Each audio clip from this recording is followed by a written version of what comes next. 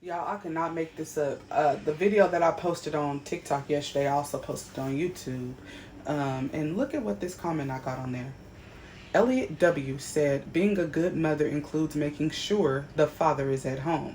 Unfortunately, y'all can't get along with the only men that will have you. Before I read my response, let me just break his comment down a little bit. So his comment is completely blaming the mother. It's completely saying that the behaviors of the father are your fault, and that if you cannot make a man stay with you, then the child not having a father in the home is your fault.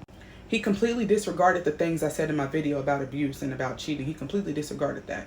He literally only had to say that being a good mother includes making sure the father is in the home. So no matter if he's abusing you, no matter if he's cheating on you, no matter if he's not working, because I said all of those things in the video, no matter if he's not doing anything positive,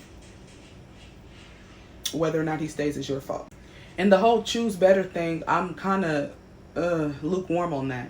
Because we can try our hardest to choose a good man. Like I said, I was with my ex-husband for 6 years before I had a child by him. We were together for almost 7 years, and I wound up leaving him because of abuse. But long story short, we were together for almost 7 years, and he still turned out to not be a good father. He was great with all of our nephews and nieces. Together, combined, we probably have about 30, 40 nephews and nieces. And me and him were the aunt and uncle who always had everybody's kids, but we didn't have kids. I thought he was going to be a great father until I actually had a kid by him.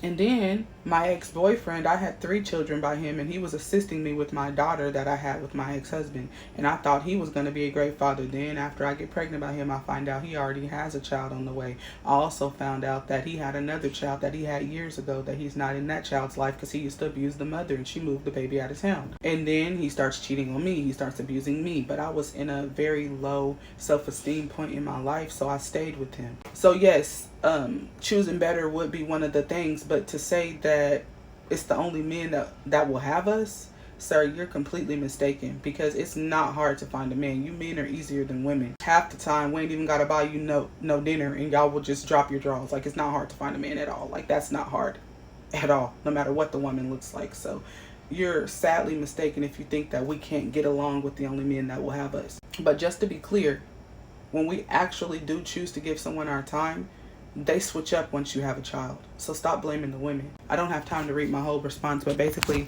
you can pause and read. I let him know we're not going to sit here and do the victim blaming. We're not going to do that. Sometimes the woman is the problem, but a majority of the time, a man's not in the child's life because of a direct threat that he made towards the mother. So start holding men accountable.